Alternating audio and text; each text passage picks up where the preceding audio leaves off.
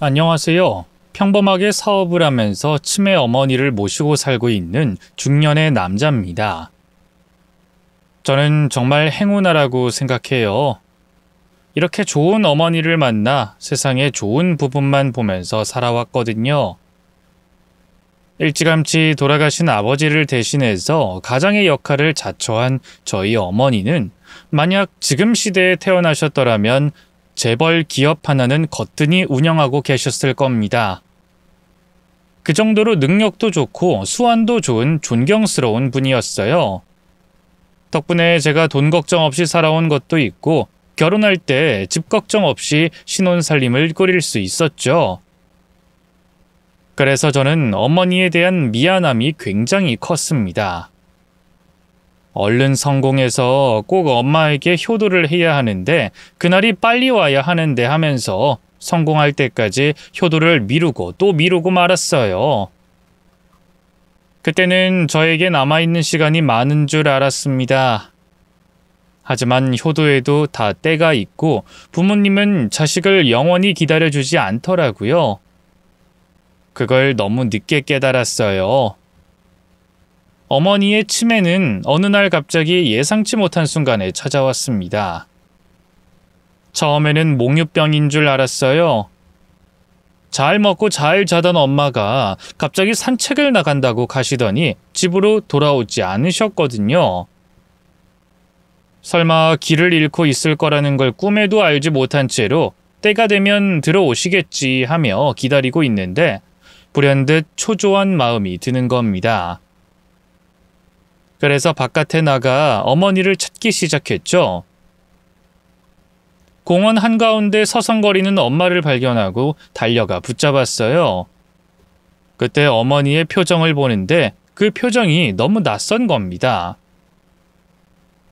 왜 여기 계시냐고 물었더니 자기도 모른다고, 갑자기 길이 하나도 기억이 안 났다고 하는 말에 소름이 쫙 끼쳤습니다. 그 어떤 공포 영화도 이것보단 무섭지 않을 겁니다. 진짜 눈앞이 캄캄하더라고요. 바로 병원에 가자고 하니 어머니는 강하게 부정을 하시면서 잠시 기억이 오락가락했을 뿐 나는 정상이다 하시며 사양을 하시더라고요. 못난 아들이었던 저는 그런 어머니의 말만 듣고 병을 방치하고 말았습니다. 그렇게 시간이 흐르고 한참 동안 악화가 된 후에야 억지로 어머니를 끌고 병원에 가게 됐어요. 그리고 그곳에서 치매 판정을 받게 됐습니다. 언제나 건강하고 총기 가득하실 줄 알았던 저희 어머니가 치매라뇨. 의심은 하고 있었지만 여태껏 애써 회피하며 아니라고 합리화했던 지난 날들이 후회가 되더군요. 그때부터 저희 어머니의 병세도 점점 악화가 되기 시작했어요. 오히려 저보다 제 와이프가 더 오열을 하며 우리 어머니 어떡하냐고 너무 불쌍하다고 좌절을 하더라고요. 그리고 얼마 후 제 와이프가 저에게 조심스레 말을 꺼내더라고요. 여보, 내가 어머님 돌볼게. 당신은 할 일이 많잖아. 당신은 원래 하던 일 하면서 지내면 돼. 집안일은 내가 다 책임질 거야. 점점 심해질 텐데 어떻게 감당하려고. 당신이 애쓸 필요 없어. 그런 말 하지 마. 나 어머님한텐 딸 같은 존재잖아. 그동안 못해드린 거 너무 많아서 죄송하기만 한데 이참에 내가 옆에서 좋은 것만 보여드리고 좋은 말만 해드리고 싶어. 나 어머님한테 받은 것도 많잖아. 그러니까 며느리인 내가 시어머니 돌보는 게 맞지. 힘든 거 하나도 없어. 그저 옆에서 말동무 해드리고 밥도 같이 먹고 친구처럼 곁에 있어드리면 되는 거잖아. 나도 아픈 가족 옆에 둬봐서 알아. 진짜 길고 긴 싸움이야. 그래도 이럴 때 옆에 최대한 오랫동안 붙어 있어야 미련이 덜 남더라. 그런 말을 해준 와이프에게 너무 고마워서 눈물이 나더라고요. 그래, 뭐 이렇게 든든한 가족이 있는데 뭐가 걱정인가 싶었습니다. 이겨낼 수 있다고, 우리 어머니는 반드시 해낼 거라고 긍정적으로 생각하며 투병에 임했어요. 정말로 저희 와이프는 저희 어머니를 극진히 모셨고 남들이 보면 딸이냐고 물어볼 만큼 팔짱을 끼고 붙어 다녔습니다. 하지만 저희 어머니도 나이가 있으셔서 그런지 점점 안 좋아지더라고요. 치매가 심해지니 어딜 모시고 가기도 좀 그렇고 무슨 일이 일어날지 몰라 조용히 집에서만 모시는 게 죄송하더라고요. 심지어 제가 그 당시에는 사업상 많이 바빴던 시기라서 어머니에게 따뜻한 말 한마디 못 해드리는 게 너무 죄책감이 들더라고요. 그러던 어느 날 저희 와이프가 큰 결심을 한 표정으로 저에게 말했습니다. 여보, 나 어머님 모시고 온천 여행 다녀올게. 어딜 간다고? 온천 여행? 응. 당신은 지금 한창 바쁠 때잖아. 여자들끼리 다녀올게. 어차피 온천 가서 때밀어줄 사람이 나 말고 누가 있겠어. 너무 위험하지 않겠어? 당신은 혼자 다녀오기엔 너무 힘들 것 같은데. 그러지 말고 나중에 내가 한가해지면 같이 가는 건 어때? 그때까지 언제 기다려. 나 몰라? 어머님보다 100배는 힘 세잖아. 어머님 정도는 내가 충분히 컨트롤할 수 있어. 아니, 자꾸만 목욕탕에 가서 몸 좀 지지고 싶다고 하시잖아. 그 말을 듣는데 어찌나 마음이 아프던지. 우리 어머님 건강하셨을 때 매일 목욕탕 다니시면서 스트레스 풀곤 하셨잖아. 그게 삶의 낙인분인데 지금 가만히 집에만 계시니까 얼마나 답답해. 피로가 많이 쌓이셨을 거야. 내가 가서 스트레스도 피로도 싹 다 풀어드리고 올게. 그렇게 와이프는 자신만만해하면서 저희 어머니를 모시고 온천 여행길에 올랐습니다. 걱정이 되어 몇 번이나 전화를 해봤는데 잘 지내고 있다고 걱정 말라고 하더라고요. 혹시나 제 와이프가 지칠까봐 힘들까봐 얼마나 신경이 쓰였는지 모릅니다. 다행히도 여행을 잘 마치고 돌아온 와이프는 저에게 아주 잘 다녀왔다며 어머님이 너무 좋아하시더라고 다음에 또 가야겠다고 하더라고요.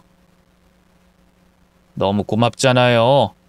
와이프에게 힘든 여행 다녀왔으니 푹 쉬라고 하고 제가 어머님과 도란도란 이야기를 나눈 후 재워드렸어요.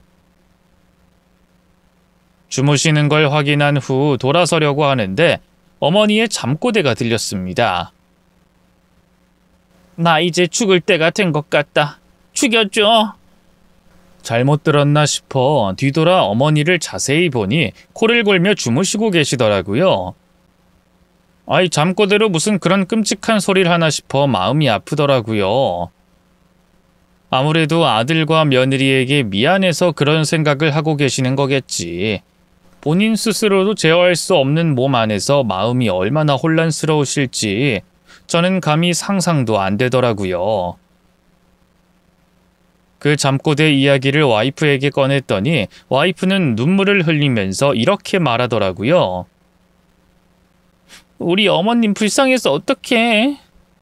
자꾸 나한테도 미안하다고만 하시고 빨리 세상 떠나야겠다는 말만 하시니까 나도 그게 너무 마음이 아파. 나 근데 아직은 어머님을 보내드릴 준비가 안 돼 있어. 계속 저러시다가 갑자기 떠나시면 나 어떡해? 그럼 내 마음도 무너질 것 같은데. 이제야 드디어 어머님이랑 단둘이 시간도 많이 보내고 있는데 그 기회마저 안 주시면 어떡하지? 자꾸 그 생각 때문에 요즘 잠도 제대로 잘 수가 없어. 너무 힘들어. 그날 아내를 안아주며 저도 같이 눈물을 흘렸습니다. 어머니가 아프기 시작하니 그제야 부모에 대한 소중함을 느낄 수 있게 되더라고요. 왜 여태껏 당연하게 옆에 있을 거라 생각했을까요?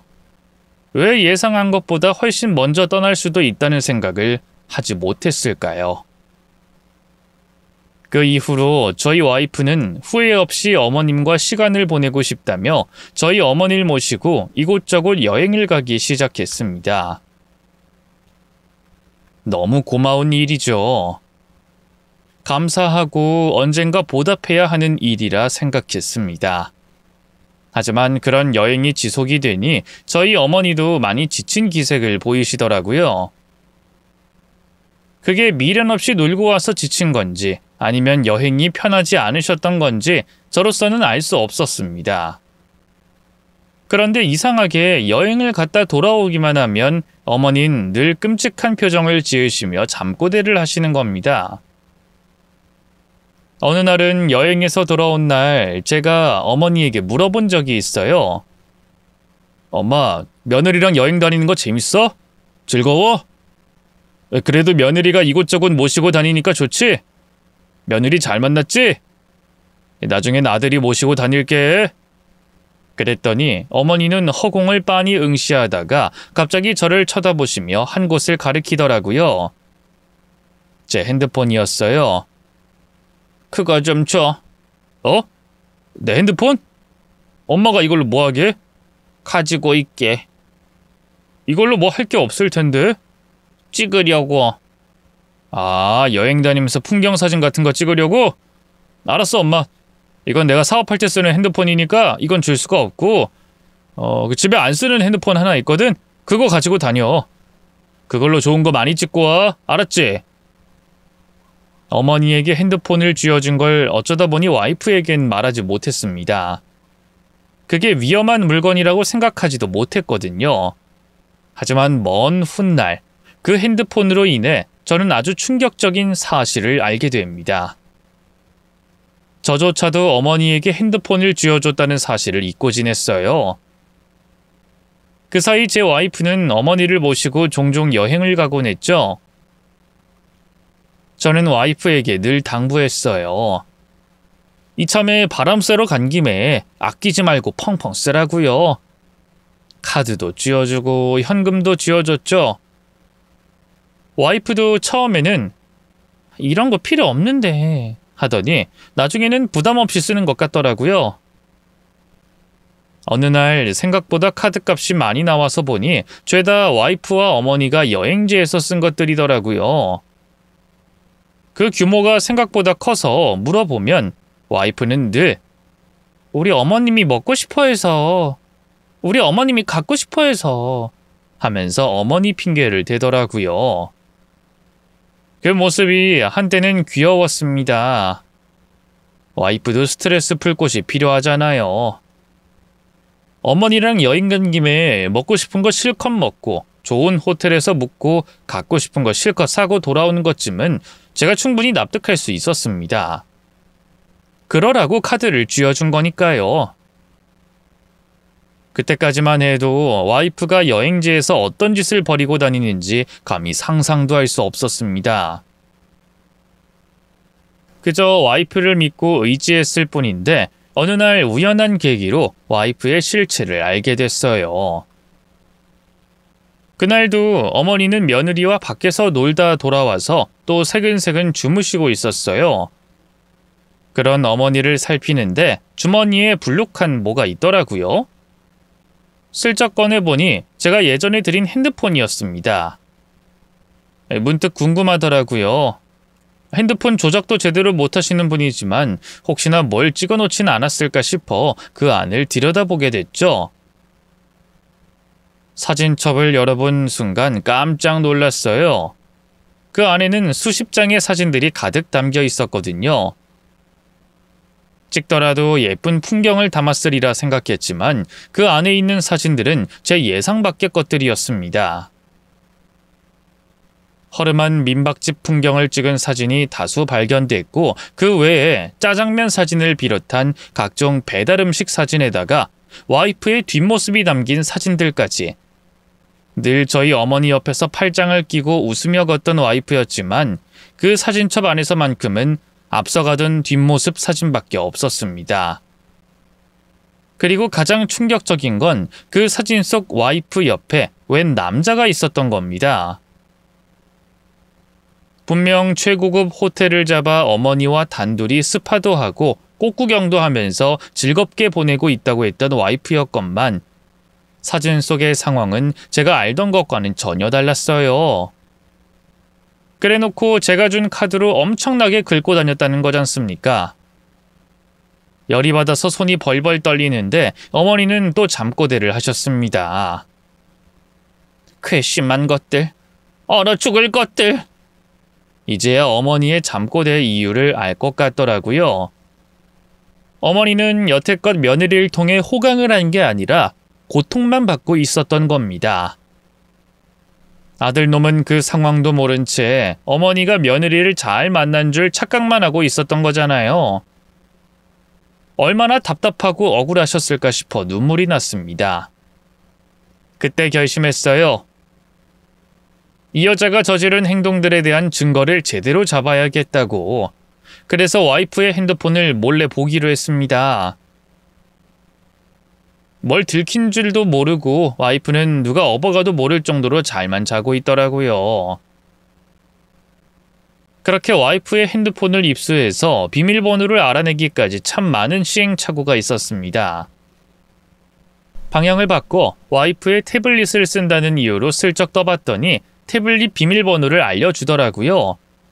그리고 그 비밀번호를 와이프 핸드폰에 입력을 하니 딱 들어맞았습니다. 그렇게 처음으로 와이프 핸드폰 속을 들여다볼 수 있게 됐죠. 하지만 그 안에 있는 대화 내역은 죄다 지워지고 없었습니다. 그 어딜 둘러봐도 내연의 흔적은 발견할 수 없었어요. 분명 저희 어머니가 찍은 사진들은 불륜을 가리키고 있는데 와이프의 핸드폰은 너무 말끔했던 겁니다. 정말 답답해 미치겠더라고요. 와이프가 그토록 치밀한 사람인 줄은 몰랐어요. 이리저리 둘러보던 저는 아내의 핸드폰에서 의미 없이 하나씩 둘러보다가 포털 사이트 어플에 들어가게 됐어요. 그리고 그곳에서 아내의 검색 기록을 우연히 보게 됐습니다. 너무 충격적이었어요. 이런 단어들을 검색해보고 있었더라고요. 치매 죽는 시기, 치매 악화되는 방법, 시어머니 며느리에게 재산 분배, 이혼 재산 분할. 다른 것들도 많았지만 차마 입에 올리기도 끔찍해서 이 정도만 하겠습니다. 심장이 멎는 기분이더라고요. 여태껏 와이프를 잘 만났고 이 사람만이 나를 사랑해줄 사람이라 믿었고 세상 모두가 등을 돌려도 이 사람만큼은 내 편을 들어줄 거라 믿어왔어요. 비록 혼기가 한참 지난 후 늦게 만난 인연이었지만 그만큼 소중했고 성숙한 사랑을 하고 있다고 생각했습니다. 다음 날 와이프는 아무것도 모른 채 평소와 다름없이 저에게 아침상을 차려주더군요. 그 모습이 어찌나 가식적이고 혐오스러웠는지 모릅니다. 와이프는 아무렇지 않게 저에게 이런 말을 하더라고요. 자꾸 여행 같이 가드리고 좋은 거 많이 드시게 하고 하니까 이제 어머님이 며느리 없이는 못 살겠다고 하시네. 아들보다 며느리가 훨씬 더 좋으시대. 여보 어떡해? 분발 좀 하셔야겠어. 어머니 얘기가 나와서 하는 말인데 이제 당신도 그만해. 뭘 그만해? 그만했어도 된다고. 언제까지 엄마 곁에 붙어있을 거야. 이건 서로를 위해 좋은 게 아니야. 에이, 괜히 나한테 미안해서 그런 말 하는 거면 걱정 안 해도 돼. 나도 우리 어머님 돌보는 거 적성에 맞고 즐거워. 어머님이 나 졸졸 쫓아다닐 땐 진짜 어린애 같더라니까. 이제는 정도 많이 들고 우리 엄마 같은 마음이 들어서 도저히 떨어지지 못하겠어. 이참에 여행 한 번 더 갈까 봐. 우리 어머님 집에만 계시니 너무 답답하시겠어. 그놈의 여행 소리 좀 집어치우라고. 내연남이랑 여행 가놓고 우리 엄마 허름한 숙소에 처박아 두는 거 다 알고 있다고 소리 지르려다가 참았습니다. 검색 기록만으로는 아내의 불륜을 명확하게 파악할 수 없었어요. 더 확실한 증거가 필요했습니다. 그렇게 저는 미친놈처럼 매일 아내의 핸드폰을 염탐하고 동선을 추적하게 됐고 어느덧 아내는 덫에 걸려들었습니다. 어느 날 피곤했는지 집에 오자마자 골아떨어지더라고요. 핸드폰에 있는 흔적들을 지우지 못한 채로 코를 골며 자고 있길래 제가 냉큼 핸드폰을 집어들어 그 안을 들여다보기 시작했죠. 아니나 다를까 내연남과 주고받은 대화들이 고스란히 담겨 있더라고요. 대화는 아주 가관이었습니다. 와이프는 그놈 앞에서는 순한 양이 되어 애교를 피우고 있더라고요. 자기야, 방금 헤어졌는데도 또 보고 싶어. 조만간 또 여행 가서 꼭 붙어있자. 그놈은 집에 있어? 식충이가 쓸데없이 퇴근은 빠름. 최대한 오래 떨어져 있고 싶은데 짜증나 죽겠어. 여전히 각방 쓰지? 당연하지. 그건 걱정 안 해도 돼. 우리 서로 애정 없이 살아온 지가 꽤 됐거든. 아무튼 이제 얼마 안 남았어. 이혼할 때까진 들키면 안 되니까 급한 용건이나 중요한 말들은 우리만의 어플 있지? 거기다가 남겨줘. 나 이제 씻을 거야. 뿅. 사랑해. 저에게는 흔한 이모티콘 하나를 보내주지 않던 와이프가 그놈에게는 아주 하트를 남발하고 있더라고요. 그 안에 있는 대화들로 많은 것들을 유추할 수 있었습니다.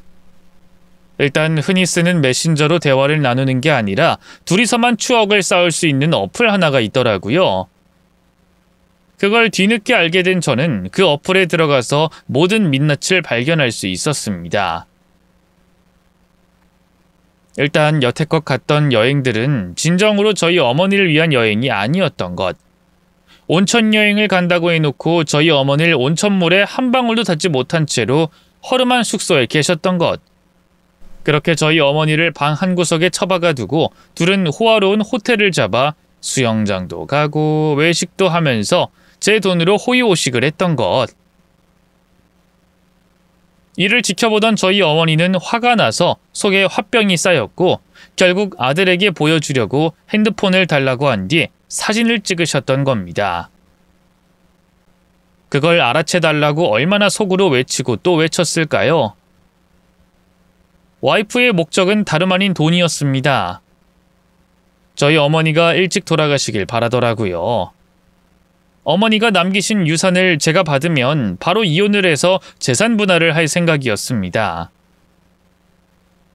어찌나 치밀하게 계산을 해놨던지 D-Day까지 설정을 해놨더라고요. 그리고 그 돈으로 내연남과 새 출발을 하며 해외에서 사업을 할 야무진 꿈을 갖고 있더라고요. 충격과 동시에 현기증이 났습니다. 무엇보다도 저희 어머니를 이용해서 본인의 사리사욕을 채운 행적들을 절대로 용서할 수 없었어요. 어쩐지 둘이서 먹기엔 지나치게 많이 나온 식비와 사치품들을 보며 뭔가 이상하다고 생각했어요. 그저 와이프가 씀씀이가 커졌다고만 생각했지 그게 불륜의 흔적일 줄은 꿈에도 알지 못했어요. 아니 어떤 미친 사람이 자신의 시어머니를 모시고 불륜 데이트를 한단 말입니까? 이게 정상적인 사고방식입니까? 그리고 그걸 또 좋다고 동행한 내연남도 전 도무지 이해할 수 없었습니다. 끼리끼리 만났으니 그런 행동이 가능했던 거겠죠. 저희 어머니의 병세가 점점 안 좋아지는 것도 전부 와이프 탓인 것 같더라고요. 그 와중에 와이프는 또 여행 계획을 세우며 저에게 묻더라고요. 나 이번에 어머님이랑 좀 더 멀리 한번 다녀올까 봐. 많이 답답하다고 바람 좀 쐬고 싶다고 하시더라고. 찔끔찔끔 짧게 다녀오니까 어머님 성에 안 차시나 봐. 어쨌든 조만간 집 내놓고 넓은 평수로 이사하기로 했잖아. 그때 되면 이것저것 바빠질 테니까 그 전에 후딱 다녀오는 게 좋을 것 같아. 괜찮지? 당신은 어차피 바쁘니까 어머님이랑 나 단둘이 다녀올게. 남편이 뭘 알고 있는지도 모르고 뻔뻔하게 또 상간남과의 여행을 준비하다니 진짜 맘 같아서는 식탁을 뒤엎고 싶더라고요. 하지만 최대한 참았습니다. 이날을 위해 준비한 게 있었거든요. 저는 와이프에게 최대한 상냥한 표정과 말투로 이렇게 말했습니다. 내가 한 가지 제안하고 싶은 게 있는데 혹시 들어볼래? 뭔데? 당신 우리 엄마 모시고 계속 여행도 다니고 놀러도 다니고 해서 너무 피곤할 것 같아서 이번엔 당신 혼자 여행 한번 다녀오는 게 어때? 나 혼자? 우리 어머님은 어쩌고? 난 어머님이랑 다니는 게 좋단 말이야. 엄마를 아들이 돌봐야지 누가 돌봐. 내가 이번에 시간이 날 것 같아서 그래. 가족끼리 다 같이 여행 다녀오는 것도 좋지만 가끔씩 혼자만의 시간이 필요할 때도 있잖아. 당신도 우리 엄마 돌보느라 여태껏 친구들도 못 만나고 고생만 하고 살았잖아. 이참에 시간 좀 가지라고. 혼자 가기 외로우면 친구 데리고 여행 가도 좋고 혼자 다녀와도 좋고 당신 맘대로 한번 돌아다니고 와. 돈 걱정은 절대로 하지 말고 이참에 시원하게 돈도 쓰고 바람도 쐬고 맛있는 거 많이 먹고 오는 게 어때? 여보, 아무리 그래도 어머니 혼자 두고 가는 건 좀 그래. 너무 외로우실 것 같단 말이야. 나도 이참에 엄마랑 단둘이 좀 있어보고 싶어서 그래. 여태껏 그런 시간이 많이 부족했거든. 무슨 일 생기면 연락할 테니까 당신은 걱정하지 말고 푹 쉬다가 와. 알았지? 당신이 이렇게 나를 걱정하고 있는 줄 몰랐어. 난 그런 줄도 모르고 당신이 바쁘고 무뚝뚝하고 냉정한 사람이라고 생각했어. 미안해, 여보. 여태껏 당신을 오해하고 있었어. 와이프는 갑자기 닭똥 같은 눈물을 뚝뚝 흘리면서 저에게 고맙다고 하더라고요. 미안함의 눈물인지 양심의 눈물인지 아니면 악어의 눈물인지 저는 알 길이 없었습니다. 어쨌든 중요한 건 와이프에게 상간남과 단둘이 여행갈 빌미를 마련해줬다는 것이었어요. 그날을 디데이로 잡고 저는 준비할 것들이 많았습니다. 제 의도를 알 리 없는 와이프는 신이 나서 여행을 준비하더라고요. 아내는 해외에서 한 달 살기를 해보는 게 소원이었다고 하더라고요. 조심스레 한 달은 좀 길겠지 하고 떠보길래 제가 2달도 3달도 좋으니 마음껏 다녀오라고 했습니다. 그랬더니 좋아 죽더라고요. 그렇게 와이프는 얼마 후 큰 짐을 질질 끌고 공항으로 향했습니다. 상간남을 공항에서 만나기로 했는지 어쨌는지 제가 공항까지 데려다 준다는 걸 극구 사양하더라고요. 버스 타고 가면 금방인데 뭐하러. 차도 막히고 돌아올 때 힘드니까 나 혼자 갈게. 도착해서 연락할게. 사랑해, 여보. 와이프는 잔뜩 신이 난 채로 여행길에 올랐습니다. 이후 본인에게 닥칠 재앙이 뭔지도 모른 채 아주 행복한 표정으로 저에게 볼뽀뽀까지 해주며 길을 나서더라고요. 저는 아내가 나가자마자 바로 부동산에 연락을 했습니다.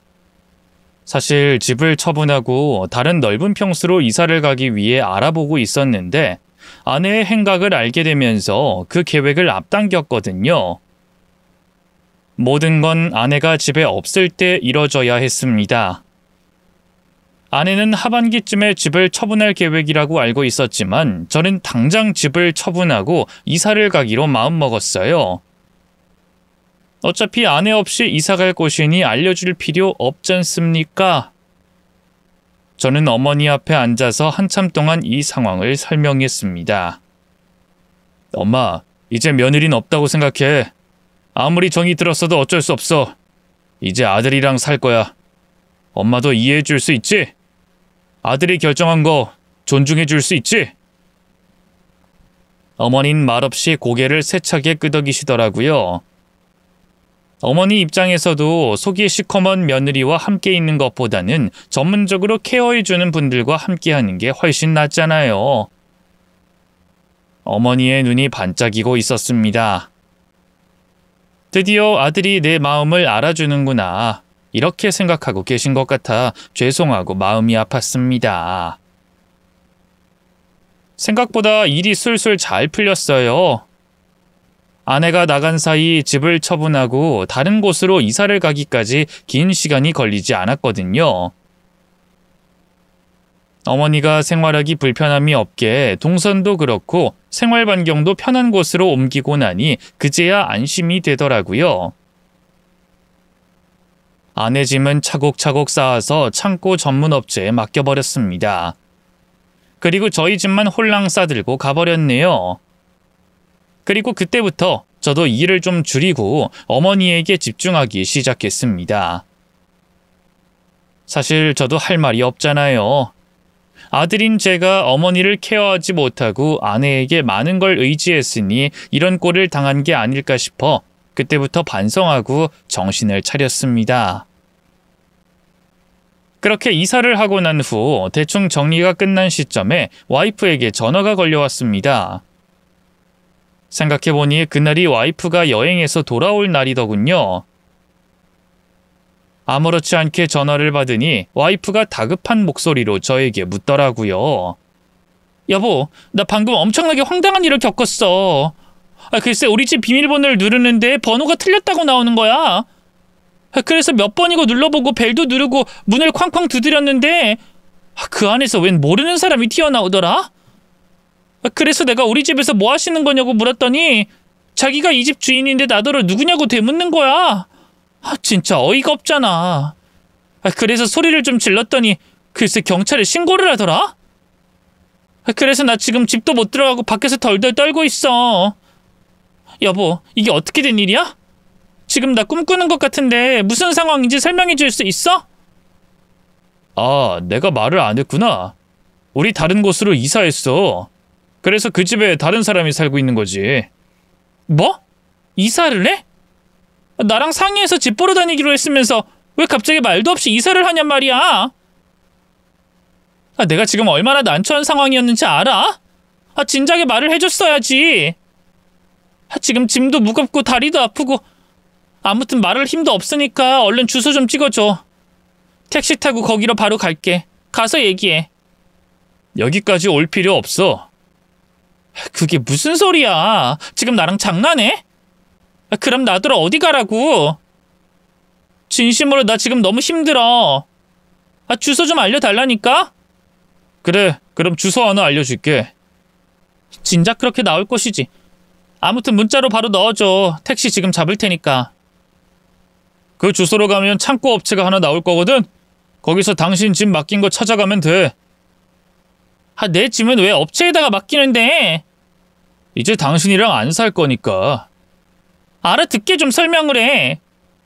맡겨둔 짐 그대로 들고 그놈이랑 살림 합쳐서 살면 되겠네. 무슨 소리야? 그놈이 누군데? 방금까지도 같이 있었으면서 뭘 모른 척을 해.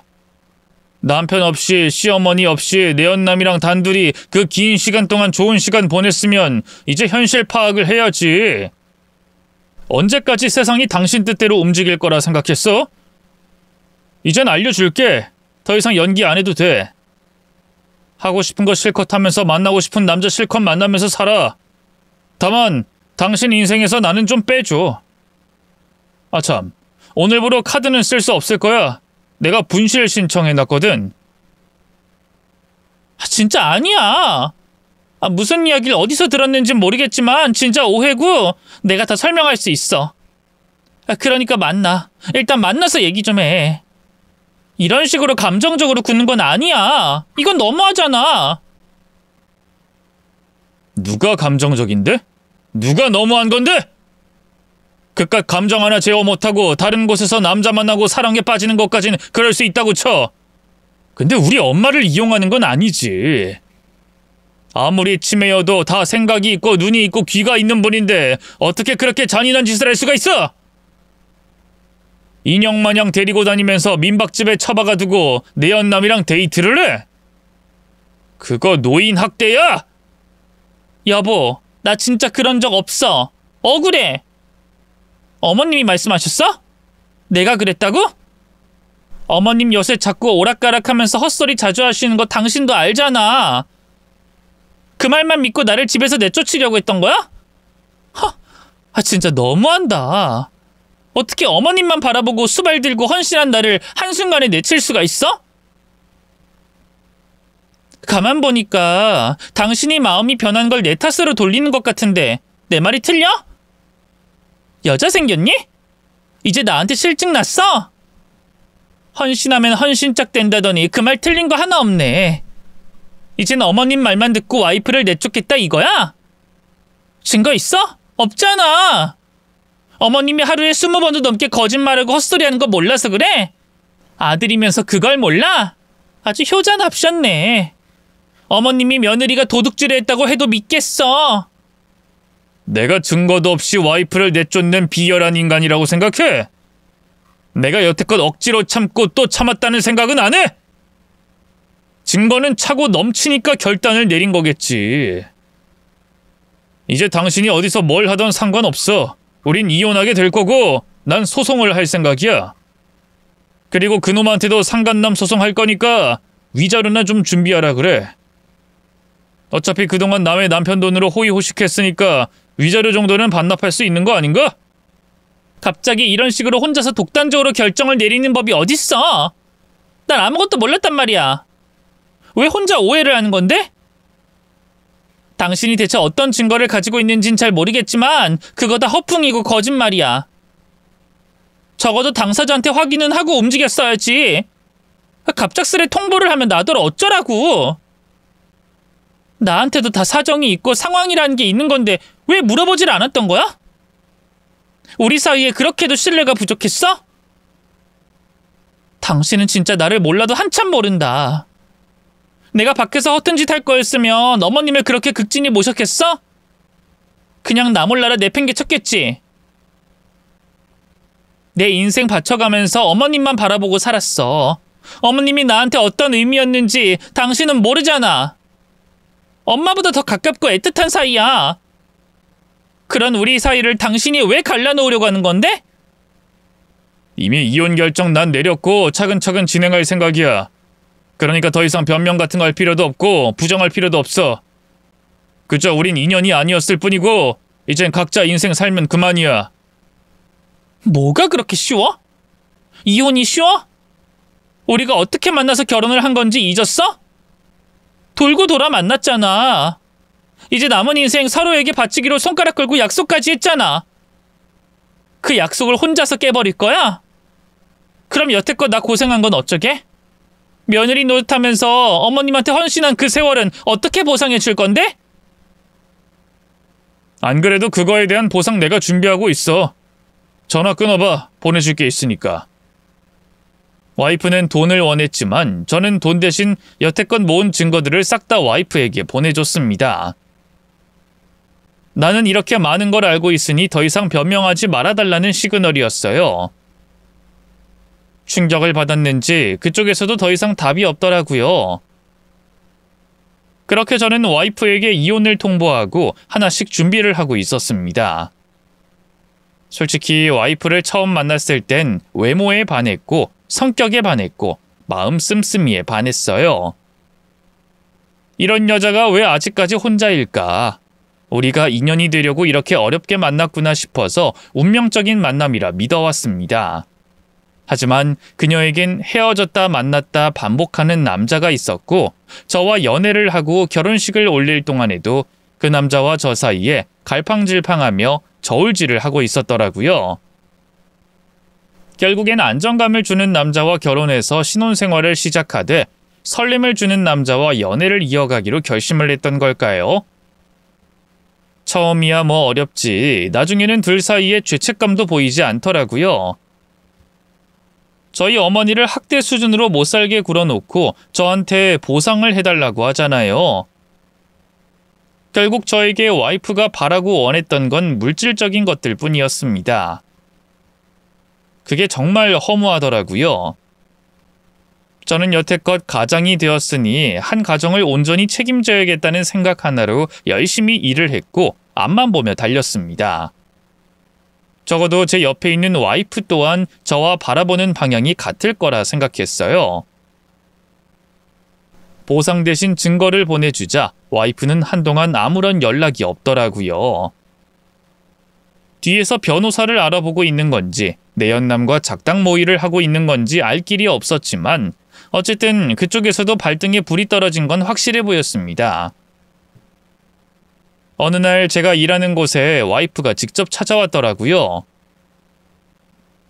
저를 보자마자 울음을 터뜨리더라고요. 뭐가 그렇게 울분이 쌓였는지 한참을 울기만 하더니 결국엔 제 앞에서 무릎을 꿇었습니다. 이제는 적반하장이 안 먹힐 거라 생각했는지 동정심 유발 작전을 펼치더라고요. 여보, 나 요즘 먹지도 못하고 자지도 못해. 복통에 시달려서 허리를 펼 수도 없어. 지금 장이 꼬였는지 어쨌는지 자꾸만 어지럽고 식은땀이 나. 지금 내 상태가 얼마나 안 좋은지 알아? 진짜 이렇게 아픈 적 처음이야. 아프면 병원을 가. 의사를 만나라고. 남의 사업장 와서 업무 방해하지 말고. 그래, 나 이제서야 당신한테 솔직하게 말해줄게. 지금부터 하는 말은 한치의 거짓도 없는 진실이야. 나 사실 그 남자한테 협박당하고 있었어. 당신 만나기 전에 사귄 남자였던 거 인정할게. 진짜 맹세코 깔끔하게 헤어지고 당신 만났고 결혼식장 들어갈 때까지만 해도 그 남자랑 다시는 연이 닿지 않을 거라 생각했어. 꽤 길게 만나긴 했거든. 만났다가 헤어졌다가 반복하면서 얼마나 많은 일들이 있었겠어. 그 질긴 인연을 드디어 끊어냈다고 생각했는데 그쪽에서는 아니었나 봐. 결혼 생활 시작하자마자 연락이 오기 시작했어. 만나주지 않으면 우리 추억들을 남편에게 풀어버리겠다고, 은밀한 추억까지 까발리겠다고 하잖아. 아직도 바보같이 날 사랑한대. 잊지 못하겠대. 딱 한 번만 만나주면 소원이 없을 것 같대. 그래서 달래줄 시간이 필요했어. 살살 달래고 괜찮아지면 미련 없이 보내려고 했지. 지긋지긋하게 만난 놈인데 뭐가 좋다고 그렇게 위험을 감수하면서까지 만났겠어. 나도 다 사정이 있었어. 아무튼 이젠 그럴 일 없을 거야. 진짜로 당신한테만 충실할게.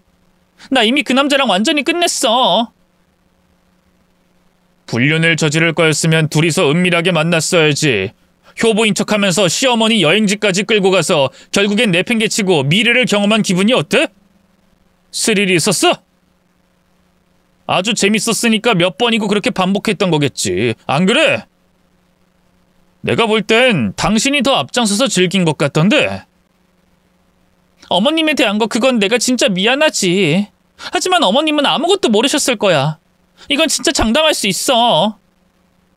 아들도 제대로 못 알아보시는 분인데 며느리가 자기를 놓고 어디서 뭘 하는지 어떻게 하셨겠어. 그리고 그때는 어머님 모시고 다니면서 힘쓸 사람이 필요해서 같이 동행을 했던 거고 불순한 의도는 전혀 없었어. 어머님도 그 사람이 부축해주고 케어해주니까 엄청 좋아하셨어. 진짜 어린애처럼 좋아하셨다니까? 아무것도 모르셨으니까 다음 여행 때도 신나게 따라오셨던 거겠지. 모르긴 뭘 몰라. 다 알고 있었으니까 그렇게 악몽을 꾸고 잠꼬대를 했던 거겠지. 여행 내내 얼마나 고통이었겠어? 얼마나 악몽이었겠냐고. 며느리가 아들 두고 떠난 여행에 생뚱맞은 남자가 그 자리를 꿰차고 있으니 얼마나 속에서 열불이 났겠어. 우리 엄마 악화되고 있는 건 전부 당신 때문이었어. 난 그런 줄도 모르고 당신이 잘 케어하고 있다고 생각했고 오히려 고맙다고 생각했고 내가 죽는 날까지 당신을 위해서 살리라 다짐까지 했다고. 어떻게 내 진심을 농락할 수가 있어? 어떻게 우리 엄마를 그 허름한 숙소에 가둬두고 니들끼리 좋은 거 보고 좋은 거 먹으러 다닐 수가 있냐고! 시어머니 땅바닥에 눕혀두고 둘이서 호텔 침대에 누워있으니까 잠이 솔솔 왔어?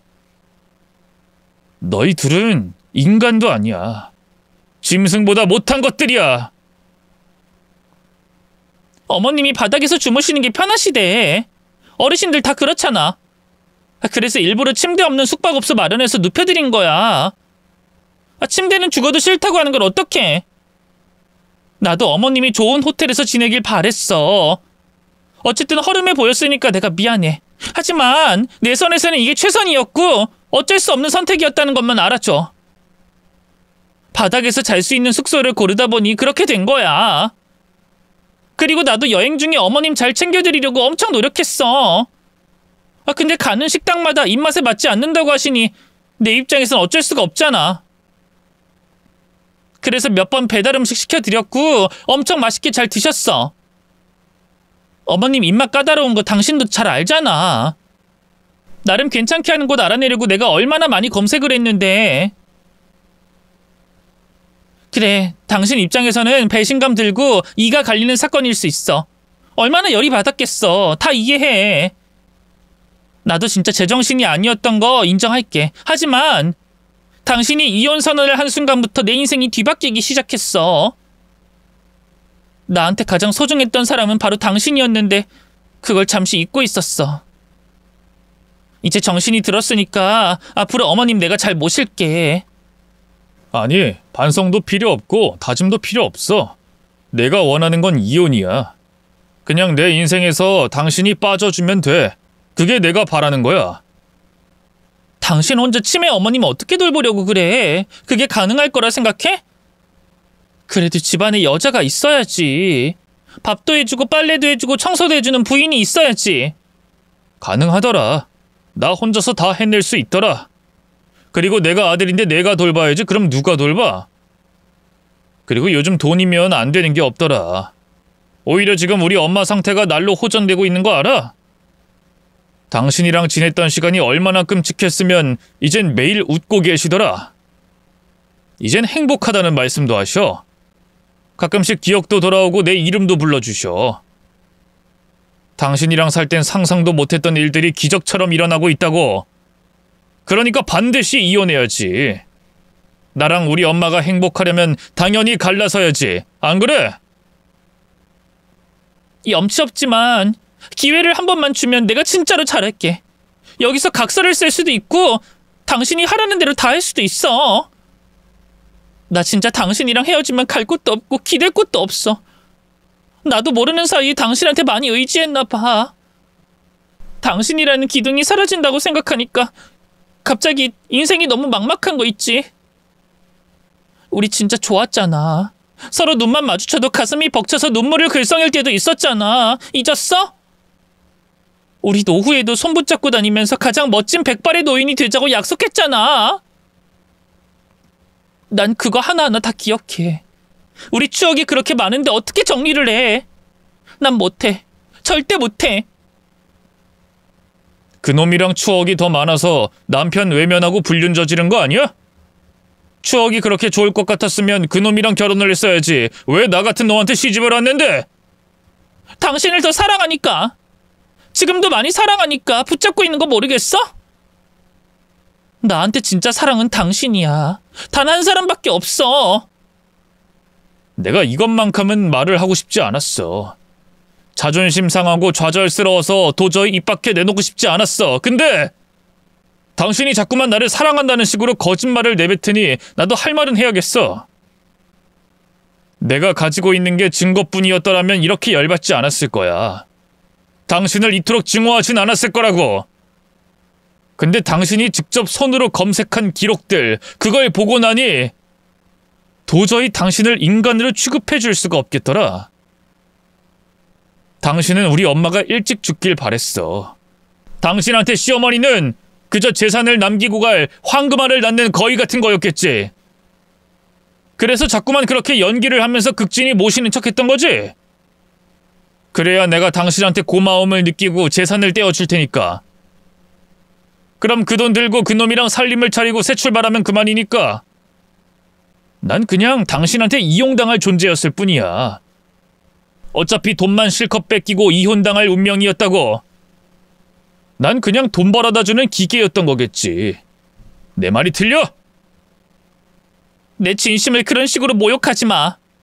잘못한 건 인정하지만 내 감정 자체는 진심이었어. 어떻게 사랑하지도 않은 사람이랑 결혼을 했겠어? 나 그렇게 영악한 사람 아니야. 남편 놈이 멍청하긴 한데 돈 버는 재주는 있어서 당분간 쓸만하겠다. 시어머니도 치매에 걸렸으니 이제 내 세상이다. 애정 없는 결혼 생활 지속하려니 너무 고역이다. 빨리 이혼하고 사랑하는 사람이랑 살고 싶다. 이거 다 당신이 상간남한테 했던 말들이야. 유독 그 말들은 자꾸만 잊혀지지 않고 내 머릿속에 맴돌더라. 그 대화들을 보면서 난 확실하게 마음을 접었어. 아무리 뒷담화여도 그딴 말을 짓거리면 안 되지. 사랑해서 결혼까지 한 남자를 그런 식으로 취급하면 안 되는 거지. 난 아무리 당신한테 상처받고 배신당했어도 와이프에 대한 막말은 절대로 안 해. 그런 거 말해봐야 누워서 침 뱉기니까. 도저히 당신이랑 수준이 안 맞아서 같이 못 살겠다. 우리 진짜로 헤어지자. 서로 미련 없이 헤어지고 각자 인생 살자고. 절대로 이혼만은 안 된다고 자기가 잘하겠다고 울고불고 매달리던 와이프는 끝내 저에게 막말을 내뱉더라고요. 당신이 나 같은 여자 만날 수 있을 줄 알아? 나니까 같이 살아준 거야. 이제야 본색을 드러내더라고요. 듣는 척도 안 했더니 뭐가 그렇게 분한지 사무실에 있는 화분 하나를 깨고 달아났어요. 여태껏 나의 전부라고 생각하고 사랑한 여자가 그런 형편없는 사람이었다니 저 스스로에게도 많이 실망하게 되더라고요. 어쨌든 저흰 그렇게 끝을 맺었습니다. 와이프 입장에서는 평생 먹고 살 만한 돈을 챙긴 뒤에 이혼을 했어야 했는데 그걸 해내지 못하니 얼마나 열이 받았겠어요. 진정으로 사랑하는 남자는 그놈 같으니 돈 없이 둘이 행복하게 살길 바라야죠. 그렇게 저는 어머니를 모시면서 살게 됐습니다. 좋은 여자랑 결혼식 올리는가 싶더니 허무하게 이혼을 해버리니 불효자식이 따로 없네요. 하지만 그 여자와 결혼 생활을 이어나가는 것만큼 더한 불효는 없었기에 이혼이 최선의 선택이었다 생각합니다. 그리고 너무 다행인 건 이혼한 이후로 전문적인 케어를 받은 저희 어머니의 상태가 날로 호전되고 있다는 것입니다. 여기서 더 좋아질 순 없겠지만 그래도 이 상태 그대로 오랫동안 제 곁에 머물러 주길 바라는 마음뿐입니다. 여태껏 부모님께 받기만 했던 못난 아들이었기 때문에 앞으로의 인생은 이렇게 어머니에게 보답하며 살아볼까 합니다. 그때 저에게 핸드폰을 달라고 하셨을 때 아마 어머니는 모든 걸 폭로하고 싶으셨을 겁니다. 사진을 찍고 그걸 품고 있는 내내 얼마나 조마조마하셨을지. 어머니에게 며느리는 의지의 대상이 아닌 공포의 대상이었음을 제가 일찍 눈치를 챘어야 했는데 생각할수록 죄스럽고 마음이 아픕니다. 그래도 이혼하고 나서 제 인생에서 중요한 게 뭔지 비로소 깨닫게 되어 의미 있는 시간이었다고 생각합니다. 요새는 일에만 매달리지 않고 어머니를 살피고 저 자신을 돌보는 시간을 갖고 있어요.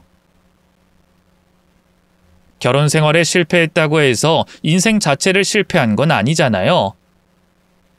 이제는 미련 없이 하고 싶은 것들을 하면서 인생을 살아보려고 합니다. 어쨌든 인생이 더 망가질 뻔한 걸 어머니가 살려주셨으니 그 은혜에 보답하면서 좋은 아들로 살아보려고요. 여러분들도 곁에 있는 소중한 사람을 잘 챙기며 살아가시길 바랍니다. 그럼 사연을 마치면서 이만 인사드리도록 하겠습니다. 항상 행복하십시오.